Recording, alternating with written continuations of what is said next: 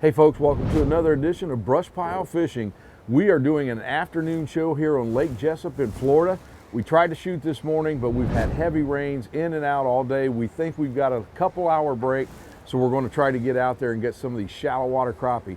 My guest today, my fishing partner from Ohio, Tom Peterson. He joined us down here in Florida for some warmer weather, and we're going to see if we can put our northern techniques for shallow fish, apply them here, and see if we can catch some fish on Lake Jesup.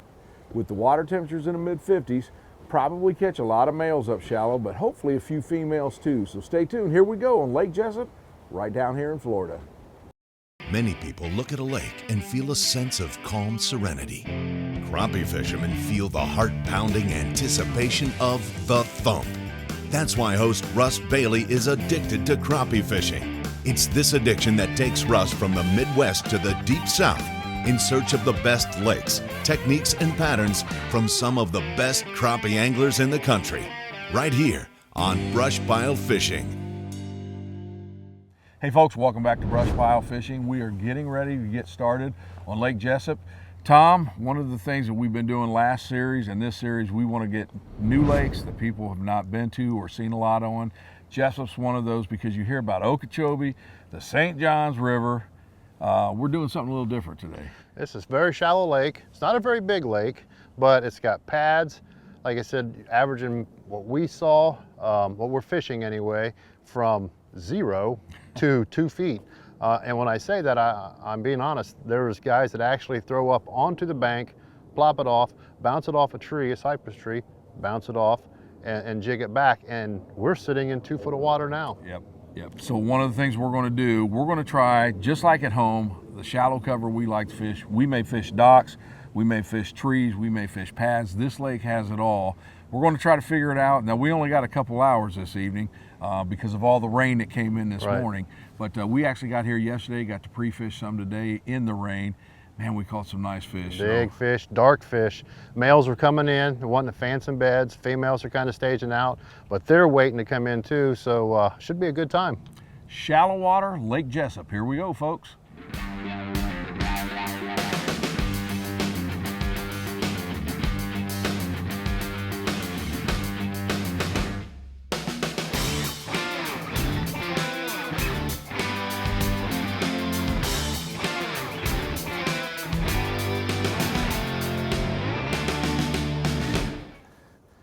Folks, if you just joined us, just getting started, trying to shoot an afternoon show because they are calling for heavy rains today or tomorrow. We had them earlier today here at Lake Jesup in Florida. We have been on the water about 5 minutes and black crappie, and these are males we're catching. Working those beds, just starting to turn dark. We have, let's see here, about 55-degree water temperature. And we did a little pre-fishing, caught some bigger ones, so hopefully we get some bigger ones before that sun goes down.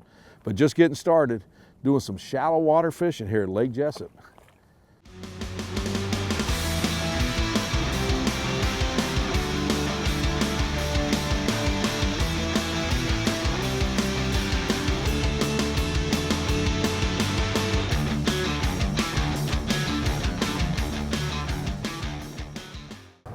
Going to fish some docks, maybe some pads, and just some gravel bottoms even. So actually, we've got a lot of wind coming right into here. So Tom, we should know right away if these fish are here. Right. But like you said, it is very windy. Don't have to do a lot with a jig, just let the current do it.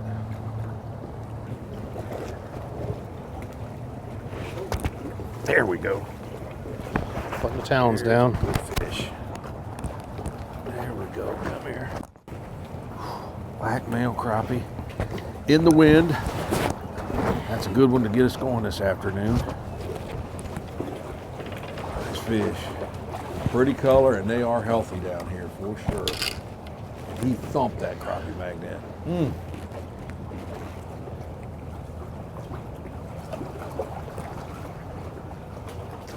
Here we go again. Tommy's got one out of the front of the boat. got a roof over my head. It's kind of hard to set the hook, and a little bit smaller fish, but we'll get the size. Hey, Boy, they got a pretty color to them down here, don't they? yes, and that's 2 quick ones. Nice. But you know what they're wanting to do? I mean, they're staying here in all this rough water. You know why they're here. These are the black males. They want to get in there and fan them beds. Well, the thing that's cool about this lake is a lot like our home lake. It's shallow. So during the spawn, man, this is one of the best ways to get them. Now, we've got deeper water. I'm sure you could long line this. But this is one super fun way to catch them. Sure is.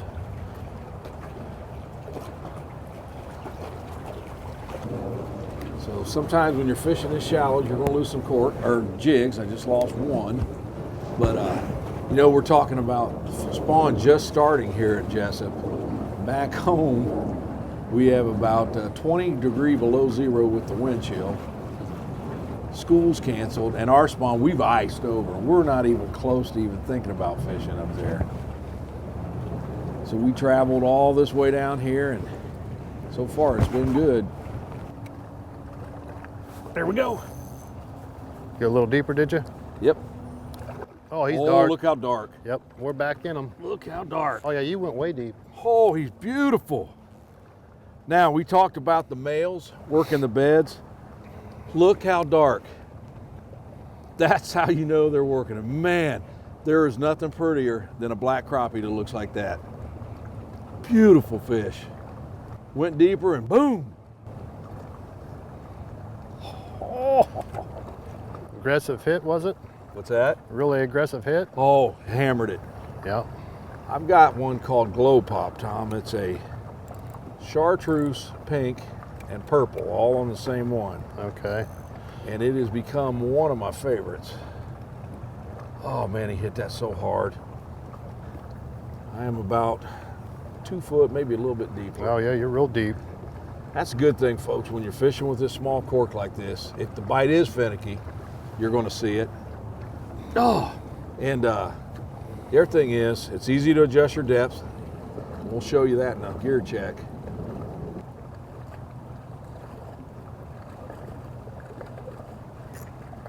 There he is. There's a good one.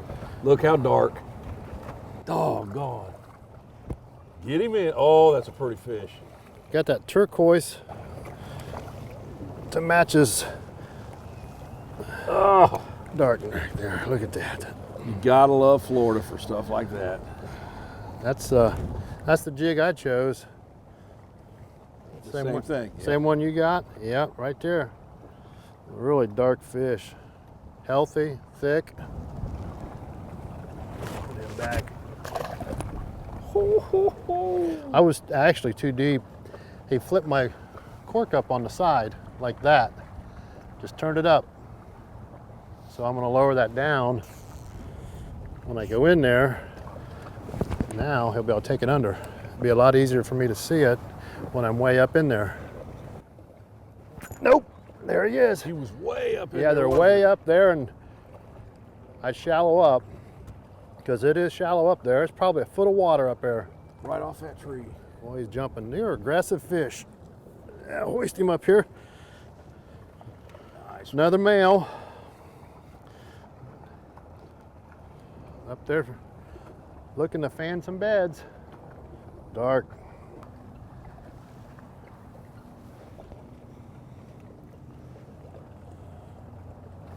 There he is. Oh, he's a dark one too. As soon as that hit the water, it's like he caught it on the way down. He's staying down. Really aggressive fish. Oh, he's dark. Got the turquoise. They like to jump. Here I am tying jigs on. You're fishing And I'm without gonna me? hoist him. Oh, You're fishing without me? look at that. Yeah. Another male.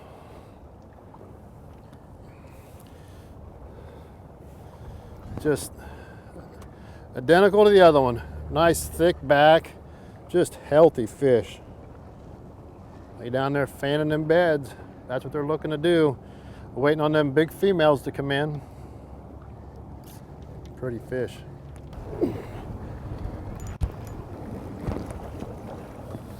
Oh, they were heavy fish to come across the top of the water like that. And there we go. Russ has got his. Man, they're loaded in here. Yeah, this is one dock like we said it, but anyway, this is what I'm using.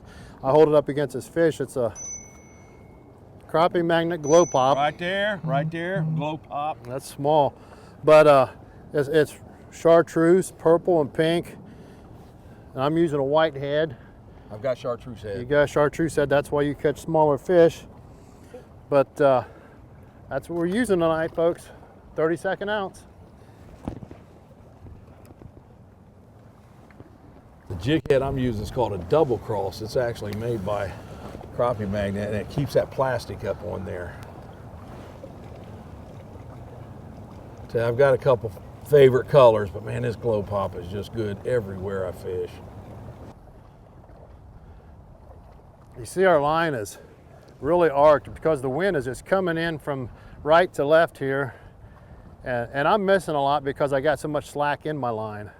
You go to set the hook and there's Yep. just nothing there but air and wind. I should keep my slack tighter, but The wind's that's actually picked part up. of my problem here.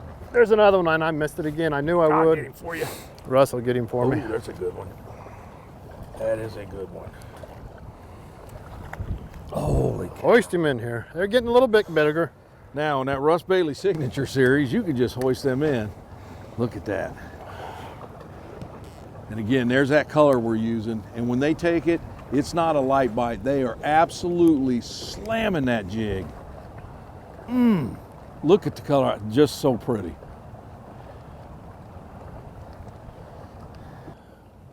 I'm gonna keep a tight line. I'm gonna keep reeling this in.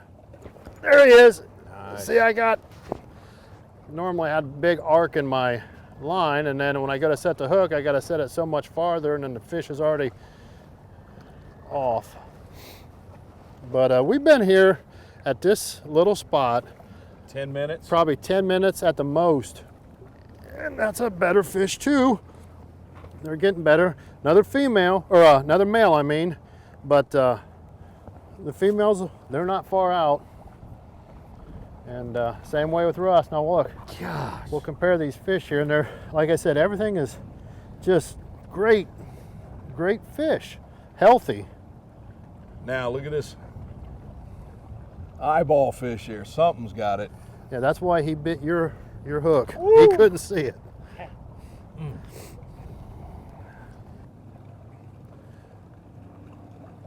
I know we're using a cork to fish, but we're also using this high vis line, and that's making a difference, because with these waves crashing up over top of this cork, it's hard to see, but I can see my line. I can see it jump when they bite, and it's easier to set the hook. The wind don't blow it out there. There it is. He might be a little bit better. But see, I didn't even watch my cork. I was watching my line. I can really see that line. Boy, them fish are fighters. It's a big old So I was watching my line, and I tried to keep my arc straight so I could set that hook a lot faster. Okay, here we go. Yeah, these fish are getting a little bit bigger now. That's a better male right there.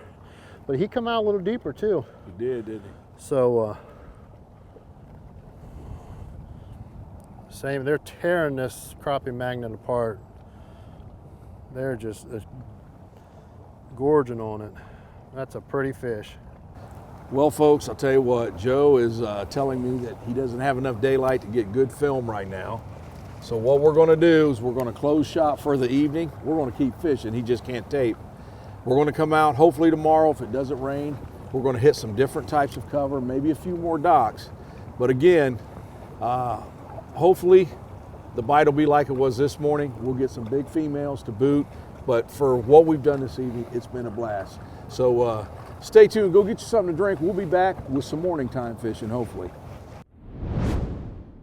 Hey folks, welcome back to part 2 of this show. We got a good night's sleep. The rain rolled through. It's still overcast. It's a little bit cool, but we're going to see if we can catch a few big females just to top off this show. Going to a few docks that we hit yesterday morning, and then we're going to hit some more shallow water gravel, which has some pretty good fish. You know, folks, one of the things we talk about dock shooting with the sharpshooter, and I love using that, especially if you only have a little space between the dock and the water. But these boathouses we're hitting, you've got a lot of area of between the dock and the water. This is when I like to take this 10.5 or the 8-foot signature series, and this is what I designed it for, just making nice flips under there. We can stay way back off of them. We can get way back underneath. Work our way in. Yep. And one of the things, especially yesterday, we were fishing in a lot of rain, and with these stainless steel guides, the line doesn't get caught up in it. So even in the rain, we were making nice flips.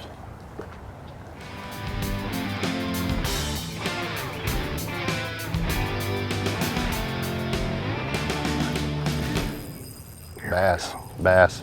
That ain't no bass. Bass. Crappie. It's the one I was supposed to have. Crappie.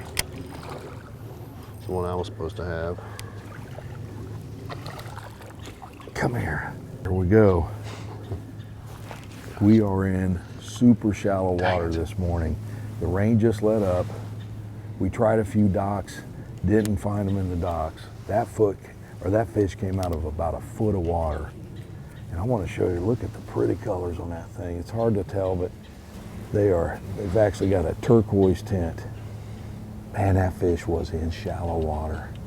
Getting them about a foot deep, and that's about 1.5 foot of water.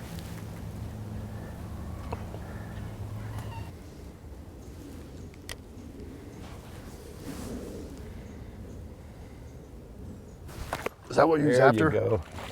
There you go. Second one in this real shallow stuff. That's another good fish. Bass. No, that's a big crappie. Get him in. Nice one. That's 2 in this super shallow water. Yep. It's cold.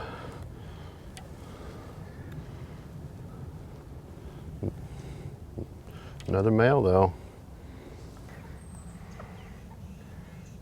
The females are out in the deep. There we go. Come here. Oh, there's another nice one. Come here. Oh, yeah. We started out this morning, it was a little bit chilly, and the bite was not what it was yesterday, but they're starting to turn on now.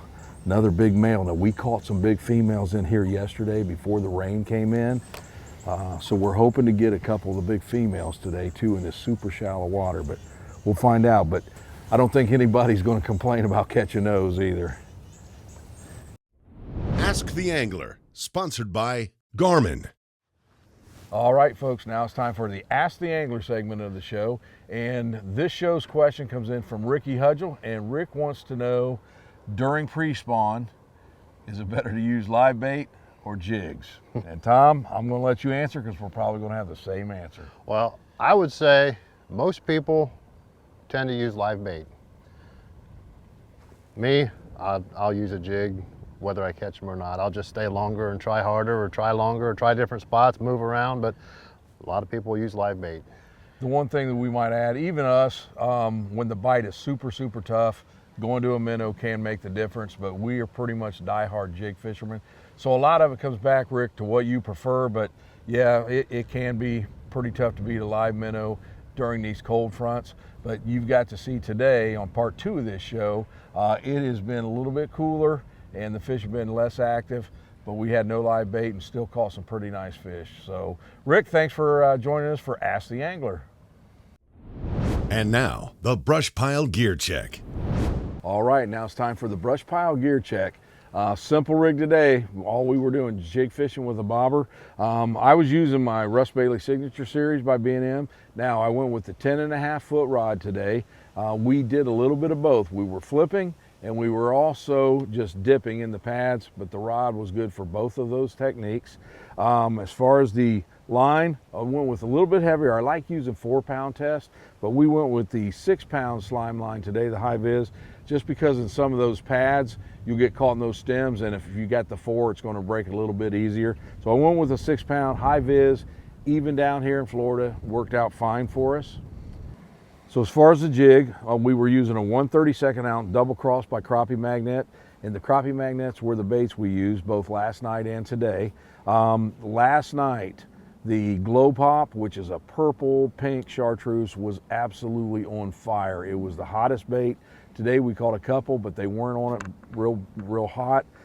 So I went to this Mermaid, which is like the blue and green. You've got that pink inside of there. It really sets that off. And when we started fishing the pads, for whatever reason, that turned into the hot color. You know, when we talk about color, sometimes it makes no difference. Today, it really seemed to. The last thing, and this is pretty critical, we talked about shallow water fishing. We use this little, it's called an ice float or whatever, teardrop jig, but a football shape. We put a toothpick in there, break all but a little piece off, because if you got the whole toothpick in there, especially in the wind that we were in today, your line's going to wrap around that. It's going to make it miserable. So cut that off after it's snug in there. The good thing about this, say you find the fish this deep, but as the sun comes up, they go deeper. Just take it that quick, you've adjusted the depth, and you're ready to go. This is a real simple rig. One difference in the rods that we use today, Tom Peterson loves the Sam Heaton 11-footer. So he used that. That's about the only rod he uses for jig fishing. But that was our BrushPile gear check. I knew there's fish here, so. Dude, we got good depth in here. There he is. There we go. He's a nice one. Folks, we have just moved. We have found another set of pads. There's a good fish. We found another set of pads in about the same depth of water. And look at there. Now I did make a color change. I went to the Mermaid, which is like a blue and green. So day 2 continues. This is our second spot of the morning. Like I say, the fish are a little bit more lethargic today, but another good one. What I'm doing now, because these fish are so lethargic, I'm going with a slab bite just to see if that'll trigger a bite a little bit more. I've already made a color change, so we will find out. It's time to keep the bait pin in action. Hey folks, I do want to talk a little bit about the bait pin, because I've got a lot of people that have asked me what is it that I've been using around my neck. If you're like me and you use the slab bites, which I use them a lot, especially when the bite's tough, what I'll do is I'll load this the night before, and as you can see there, the slab bites come out. This pushes them down. It's real easy. You put them on the hook and you're ready to go. I've got several of them. It saves me from opening and closing this jar, getting these things all over my boat. It just saves a lot of time when I'm using scent.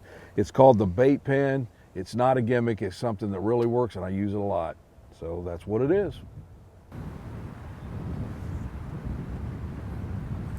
There we go. Oh, if that's a crappie, it's a good one. I don't think it is. Oh, yeah. Come here. Oh. Come here, look at that darkie. Tell you what, they're in these pads. This is the second set we hit, but man, you have got to hit them on the head before they'll thump that thing. But you know what? It's worth it. It is worth it. All right, so we've hit a couple section of pads now in this shallow water. And earlier, you know, last night we were flipping in those docks. This morning we tried a few docks, wasn't on fire, but we were doing a flipping technique or pitching, whatever you want to call it. Today, it's a little bit different. All we're doing is dipping. So I'm gonna have the bail closed. I've got some line let out. You're looking for holes in these pads, and I'm just letting that thing drop right down to where I want it. Still, you're controlling everything. You've got your line here, and if I see a spot that I want to hit, I just drop it in there and just let it go. So a little bit different technique, same rod. And this is fun in these pads because when they hit and they go crazy, you're in all these stems and everything. So set that hook, try to get him out as quick as possible. And sometimes you'll see big areas of open water between the pads. Sometimes they'll be in there and they'll ambush it. But a lot of times they're holding tight on the stems, and that's what they're doing today. If you're right on one of those stems, they'll hit. And the thing is, we talked about how tough the bite got this morning, but when they do hit it, they absolutely hammer it. So this is where a little patience definitely will pay off for you. Doing a little dipping. There it is. How about 3? Yeah, it's probably about time for me to make that change. Tell you what, that is a dark, dark fish. Sometimes you have to let those fish tell you what you want. Last night, glow pop was it. Today it's changed, or at least here lately. Oh, that's a dark, dark male. And I don't know if the cameraman was on the hit, but again, right now, and he's gone. Look at that. And just letting you know, folks, we're turning all these fish back, so if you want to get down here to Lake Jesup, they'll still be here for you. As Russ and I were down here, the first day we started fishing, it was just on fire. Cast after cast after cast, fish after fish, big fish. Day 2 came around and it got cold. It got windy. Well, it got windy on the first day too, but it got cold and windy and the fish just locked down. So we went back to those same spots on day 1 that we fished. They weren't there, so we thought. So what we did is relied on our electronics, and we're fortunate enough to have a new Garmin Live Scope. We shined down and there they were. The fish were still there, but they were just slow. So that told us to slow down. And once we did that, we started catching more fish. Well, Thomas, it is starting to spit a little bit of rain and it is getting colder, and we finally found a calm spot to do the closing. We're getting off the lake. It's time to go. Yeah, well, we had a good time, and we caught a lot of fish, a lot of big fish, a lot of good thick fish, healthy fish, fish that are waiting to come in. And I'll tell you what, next week will be it. Oh man, if this weather straightens out, Lake Jesup, Florida, if you've never been here, it's not one that you hear a lot about, but if you're a shallow water fisherman, get down here. This is a super, super place. And like I say, some of them females, when they start coming in, there's some big fish in here. The fishing pressure, Tom, that's another thing. Right. We didn't see a lot of boats at all. Nope, not at all. We seen one guy just a few minutes ago, and that might have been the only guy in the lake. Yep, yep. Well, as always, my man, it's good to fish with you. You too. Folks, I hope you enjoyed some shallow water action, but right now, we need to be getting off the water. So stay tuned. We'll be back again with another episode of BrushPile Fishing. Special thanks to B&M Pole Company, War Eagle Boats, Crappie Magnet, Slime Line Fishing Line, Cornfield Fishing Gear, Eye-Hole Jig, Easy Drift, Driftmaster, Offshore Tackle Company, Power Pole, Mossback Fish Habitat, Hook and Bullet Sunglasses, Garmin,